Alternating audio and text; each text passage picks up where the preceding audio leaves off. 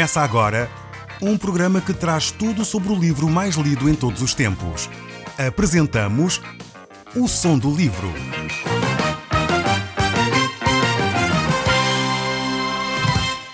Seja muito bem-vindo. Neste podcast vai encontrar o livro mais conhecido e lido em todo o mundo. Vamos levá-lo numa viagem pela história da humanidade. Este é um audiolivro para si, para a sua família e sociedade em geral. Contextualização e comentários de Paulo Chaveiro.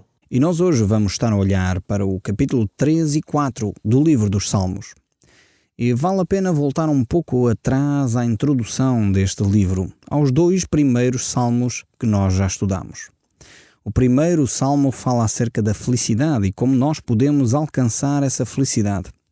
A felicidade é alcançada através da meditação, da aplicação da palavra de Deus ao nosso dia-a-dia. Nós colocamos em prática a palavra de Deus e, consequentemente, isso vai produzindo em nós a felicidade. Vai nos afastando daquilo que é prejudicial ao nosso ser e às nossas emoções. Esse é o primeiro aspecto que nós encontramos no primeiro capítulo do livro dos Salmos. Por outro lado, o segundo capítulo do livro dos Salmos, o Salmo número 2, nós vamos ver que Jesus Cristo vai estabelecer o seu reino e com isso irá trazer também a felicidade ao homem. O homem encontrará a felicidade na medida em que se encontra com Deus. E dessa forma, efetivamente, a felicidade vai sendo estabelecida no nosso coração. O Salmo 2, como nós já dissemos, é considerado um salmo messiânico, pois ele aponta para a pessoa de Jesus Cristo. Aponta para Jesus que virá para reinar, não só o Jesus Cristo histórico, que nós já conhecemos, mas o Jesus Cristo que virá no futuro para estabelecer o seu reino, onde todos os homens serão sujeitos à autoridade de Cristo. E isto é o que nós vimos no Salmo capítulo 2. Vemos como Deus efetivamente manifesta o seu amor para conosco. Deus quer manifestar o seu amor de uma forma sensível, mas ao mesmo tempo o homem tem a opção de escolha. Deus nunca obriga ninguém a tomar uma decisão de o seguir, de o servir. Mas, no entanto, isso não invalida que Deus não seja o soberano. Ele é soberano sobre todas as coisas, ele continua a ser Deus, independentemente das escolhas do homem.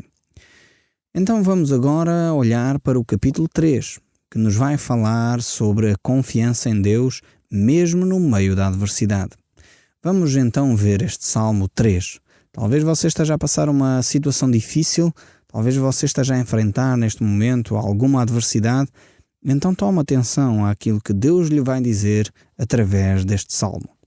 Diz assim a palavra de Deus: Senhor, como tem crescido o número dos meus adversários. São numerosos os que se levantam contra mim. Muitas vezes nós pensamos que não existem adversários, que não existem inimigos para aquele que é filho de Deus. Eu quero dizer que isso não é verdade. Nós encontramos aqui, neste Salmo, exatamente o oposto. Vemos que aquele que era um servo de Deus, aquele que era efetivamente um filho de Deus, alguém segundo o coração de Deus, que era Davi, ele estava a ver o número dos seus adversários a aumentar. E isto estava a acontecer na vida de Davi, um homem piedoso, um homem que temia a Deus. E a adversidade estava a chegar pela via mais dolorosa. Estava a chegar através do seu filho Absalão.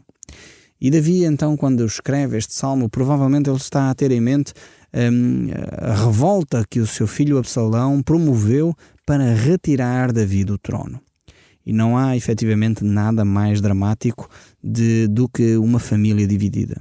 Do que quando os filhos estão contra os pais, quando os pais estão contra os filhos, quando o marido e a esposa não se entendem. Efetivamente, quando a casa está dividida, é um drama que mata o ser humano por dentro.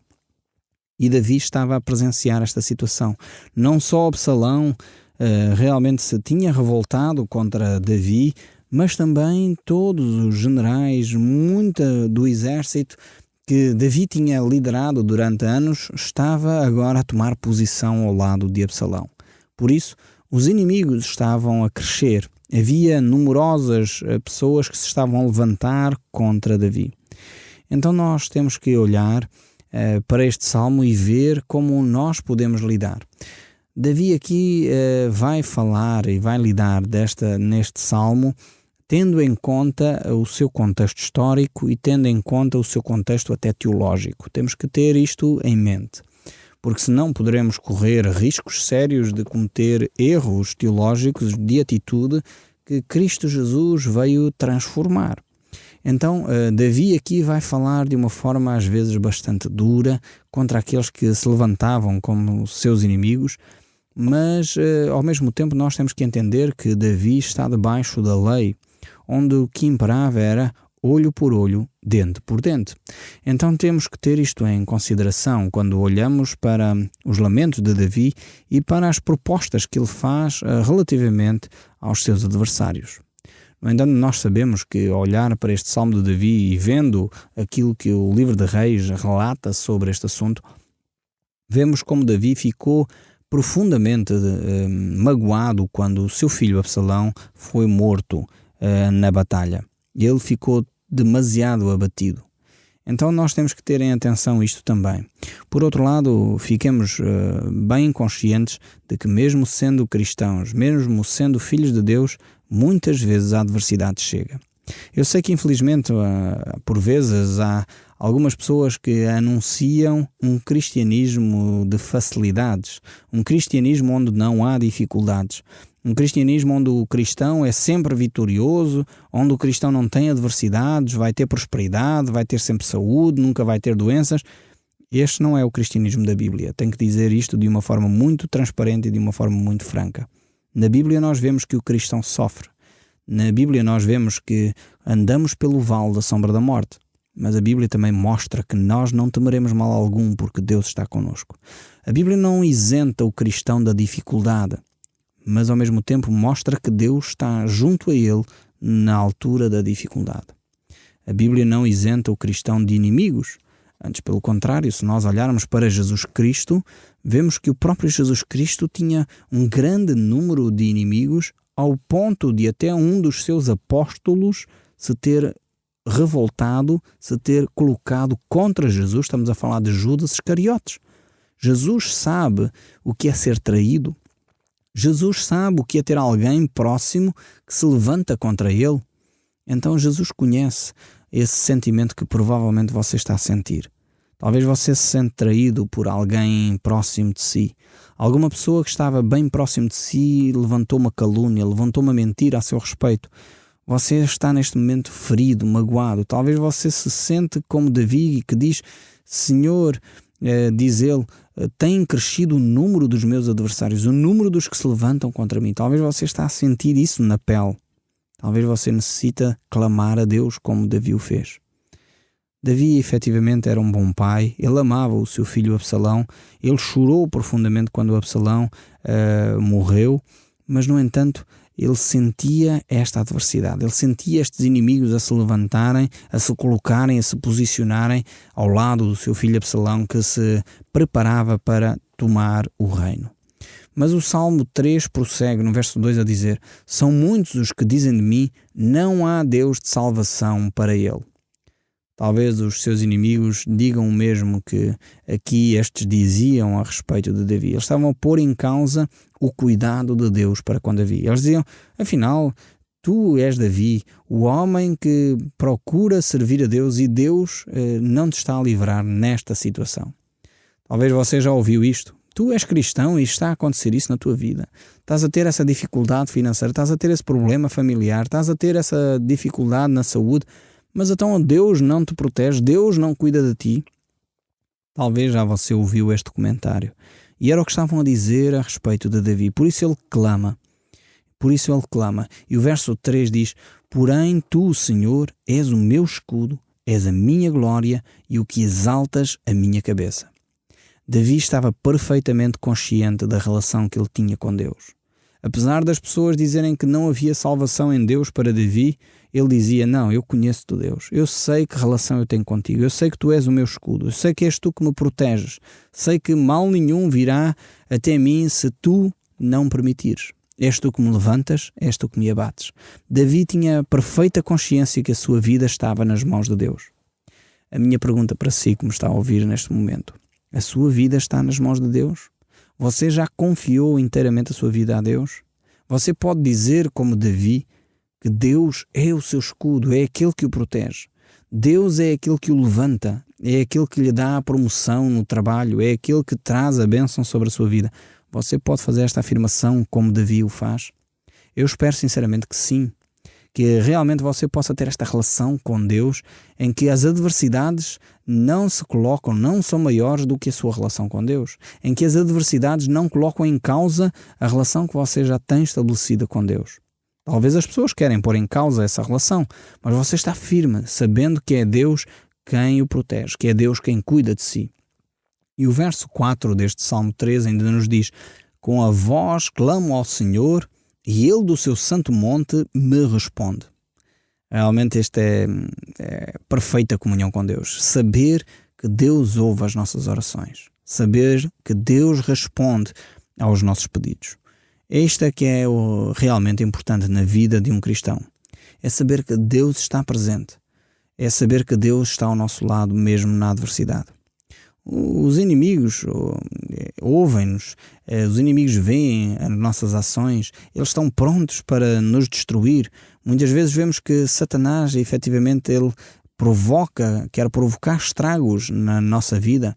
E a nossa luta, efetivamente, é contra esses principados e potestades, como diz o apóstolo Paulo. A nossa luta não é contra as pessoas. Não temos que ter uma atitude contrária para com as pessoas. Temos que sim lutar contra as hostes espirituais da maldade. Isso é o que a palavra de Deus nos desafia a fazer. E quando nós estamos nesse momento de batalha, muitas vezes nos sentimos fracos, desanimados, desencorajados. Devemos lembrar-nos que é Deus quem está connosco. É Deus quem responde às nossas orações. Então você fique firmado nesta promessa de Deus. É Deus quem é o nosso escudo, é Deus quem é a nossa glória, é Deus que nos exalta, é Deus que ouve o nosso clamor e é Deus quem responde às nossas orações. Como diz o salmista no outro salmo, ele diz: muitos confiam em carros, outros em cavalos, nós, porém, cremos no nome do Senhor. Confiamos naquilo que Deus está a fazer na nossa vida. Então devemos confiar não nos nossos talentos, não na nossa capacidade, não na nossa riqueza, não no nosso prestígio, não na nossa fama, não no nosso poder, mas no poder de Deus, naquele que nos defende, naquele que é capaz de cuidar de nós, de ser o nosso escudo. Por isso o salmista dizia: deito-me e logo pego no sono. Isso ele diz no verso 5: acordo porque o Senhor me sustenta. Hoje vivemos dias em que as pessoas já não estão dependentes de Deus para pegarem no seu sono. A ansiedade, o stress, o dia-a-dia, a canseira, o excesso de pensamentos que andam na nossa mente, que não nos fazem ficar quietos, muitas vezes tiram-nos o sono. E nós, em vez de nos refugiarmos em Deus, muitas vezes temos procurado em medicamentos, em calmantes, em medicamentos para dormir, procurar então o tal sono que tanta falta nos faz. Eu desafiava-o a procurar também em Deus, a colocar diante de Deus aquilo que é a sua angústia. Como a palavra de Deus nos diz nos Evangelhos, a lançar sobre Deus toda a nossa ansiedade, porque Deus tem cuidado de nós. Uma das coisas que me tira o sono a mim é a ansiedade. Quando eu estou ansioso por algum projeto, quando eu estou ansioso com alguma situação, quando eu fico preocupado demais com um acontecimento que pode atingir a minha família, pode atingir amigos meus, pode atingir situações de relacionamento, então eu fico ansioso. Eu tenho que confessar esse meu pecado. Eu preciso dizer: Deus, eu entrego esta situação nas tuas mãos. Eu vejo que nesta situação não estou a conseguir descansar em ti. Eu preciso descansar em ti. Então, quando eu faço isso, quando eu oro e dedico a Deus e entrego a Deus essa minha ansiedade, essa minha preocupação, então eu consigo dormir e descansar. Pego no sono, pois Deus é quem me sustenta. Quando eu tenho esta percepção da vida, efetivamente é mais fácil pegar no sono. Quando eu estou preocupado, ansioso, então tenho grande dificuldade. E o que eu faço, eu pessoalmente, quando isso acontece, porque também acontece comigo, é necessário confessar o meu pecado, é necessário dizer: Deus, eu preciso de entregar este assunto nas tuas mãos. E quando eu faço, então Deus traz-me o sono. Eu sei que não é o facto de me preocupar que vai resolver o problema, eu sei disso, mas apesar de tudo, continuo a preocupar-me.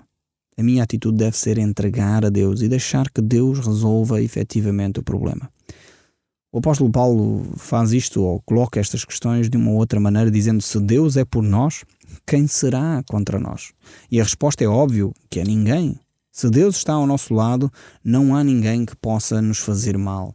E então o verso 6 do salmista ainda prossegue a dizer: ele agora pegou no sono, ele percebe que Deus cuida dele e ele diz: não tenho medo de milhares de povo que tomam posição contra mim de todos os lados. Vejamos aqui a beleza da fé de Davi. Ele chega ao ponto de dizer: posso estar cercado por um exército, mas isso não me preocupa, porque efetivamente Deus é quem me protege. Como é maravilhoso ouvir as palavras deste homem. E, efetivamente elas mostram a pequenez da minha fé, talvez da sua fé. Como é que ele, diante de uma situação destas, ele pode continuar a manter-se tranquilo, a não ter medo, pois ele sabe efetivamente em quem ele pode confiar. É bom nós crescermos na fé ao ponto de ter esta atitude, de dizer: ok, a minha vida está nas mãos de Deus, a situação que eu estou a viver pode ser tremenda, pode ser grave, mas ao mesmo tempo eu vou permanecer na fé. Eu vou permanecer dentro da vontade de Deus, eu não vou pecar, não me vou afastar de Deus, não vou ficar ansioso com esta situação, pois efetivamente vale a pena ficar com Deus. Era Martinho Lutero, um monge do século XVI, que dizia: um com Deus é a maioria. E efetivamente é verdade. Quando nós temos Deus do nosso lado, não há nada, não há ninguém, não há exército, por maior que seja, que nos possa fazer mal. É por isso que a palavra de Deus nos diz, um outro salmo também de Davi, que 1000 cairão à minha direita, 10.000 à minha esquerda, mas a mim nada me vai abalar, eu não vou cair. Não vou temer a seta que voa durante a noite, não vou temer a peste que anda por aí, porque é Deus quem me protege. E hoje em dia fala-se de pestes, de pandemias, a qualquer momento pensa-se que vai acontecer uma pandemia, uma grande peste, mas no entanto devemos ficar firmes e seguros em Deus, não vamos ficar ansiosos, demasiado preocupados. Descansemos o nosso coração em Deus. Efetivamente, Deus quer se relacionar connosco. É por isso que 2 Crônicas, no capítulo 7, verso 14, diz: se o meu povo, que se chama pelo meu nome, se humilhar, orar, buscar a minha face e se converter dos seus maus caminhos, então eu ouvirei dos céus, perdoarei os seus pecados e sararei a terra. Esta promessa tremenda de Deus para aqueles que muitas vezes têm dificuldade em confiar em Deus. Vale a pena prosseguir na fé e na confiança em Deus.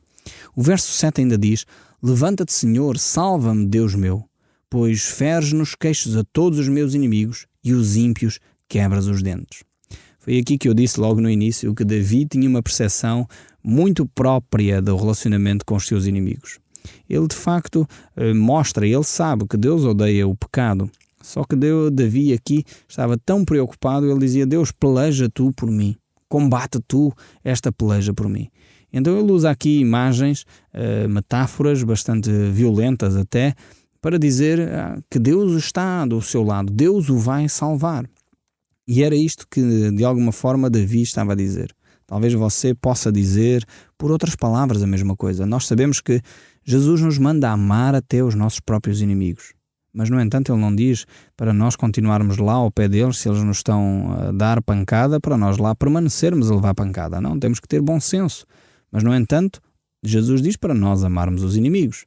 Agora, não diz para nós orarmos para a sua destruição. Não é isso que Jesus nos diz. Antes, pelo contrário, diz para nós orarmos por eles e os abençoar. Aqueles que nos maldizem, nós vamos abençoar. Aqui Davi tinha uma percepção completamente diferente da realidade. Nós costumamos dizer, em linguagem mais técnica, que ele vivia numa outra dispensação, que era a dispensação da lei. Nós vivemos na dispensação da graça, debaixo da época da graça, em que o nosso relacionamento com Deus interfere nas nossas relações uns com os outros. Mas continuando aqui no capítulo 3, o verso 8 nos diz: do Senhor é a salvação e sobre o seu povo a tua bênção. Ele está perfeitamente consciente que é de Deus que ele depende, é Deus quem efetivamente vai guardá-lo e vai salvá-lo no momento exato. O capítulo 4 aqui dá uma ideia idêntica a esta do capítulo 3. Ele diz: responde-me quando clamo, ó Deus, na minha justiça. Na angústia me tens aliviado. Tem misericórdia de mim e ouve a minha oração. Vemos como o salmista aqui continua na mesma linha do capítulo 3. Os homens, até quando tornareis a minha glória em vexame, e amareis a vaidade, e buscareis a mentira. Vemos como Davi está continuamente a sofrer a perseguição, os maus tratos, a difamação de várias pessoas, e ele continua a clamar, sabendo que é de Deus que virá o socorro. O verso 3 diz: sabei, porém, que o Senhor distingue para si o piedoso, o Senhor me ouve quando eu clamo por ele. Grande certeza Davi tinha, porque ele sabe que efetivamente Deus não pactua com o pecado. Deus ama o pecador, mas odeia o pecado. E nós devemos ter esta mesma atitude. Por isso o salmista diz ainda no verso 4: irai-vos e não pequeis. Consultai no travesseiro o vosso coração e sossegai. Que grande recomendação esta aqui de Davi. Irai-vos e não pequeis. Ou seja, há a possibilidade para nos irarmos contra o pecado, mas não nunca contra o pecador, não contra a pessoa. Então não devemos pecar, cair na armadilha de nos irarmos contra as pessoas. Devemos ter, de facto, esta sensibilidade. Podemos dizer, há uma certa ira que é justa. Quando nós assistimos à violação de uma pessoa, quando nós assistimos à pedofilia, isso deve levar-nos a tomar atitudes. Podemos ficar irritados com essa situação. Não vamos ficar passivos, não vamos ficar indiferentes a isso. Infelizmente, hoje assistimos a situações que quase os pedófilos são heróis, quase os pedófilos são pessoas normais que, afinal, simplesmente só têm uma tendência sexual diferente dos outros. E nós estamos neste contexto, infelizmente. Há determinadas posturas que nos fazem irritar e são justas. Essa irritação é justa e devemos tomar atitudes. No entanto, isso não nos deve fazer pecar a nós próprios. Agindo de uma forma contrária às leis, agindo de uma forma contrária e agindo contra as pessoas. Não, de forma nenhuma. Não devemos cair nós próprios em pecado. Então tenhamos atenção a este conselho de Davi. Oferecei sacrifícios de justiça e confiai no Senhor. Há muitos que dizem: quem nos dará a conhecer o bem? Senhor, levanta sobre nós a luz do teu rosto. Mais alegria me puseste no coração do que a alegria deles, porque lhes há fartura de cereal e de vinho. Em paz me deito e logo pego no sono, porque, Senhor, tu me fazes repousar seguro. Em paz me deito, diz o salmista, e pego no sono. Vejamos bem este salmo. Deixemos que, efetivamente, Deus cuide do nosso coração. O Som do Livro, uma produção da Rádio Transmundial de Portugal.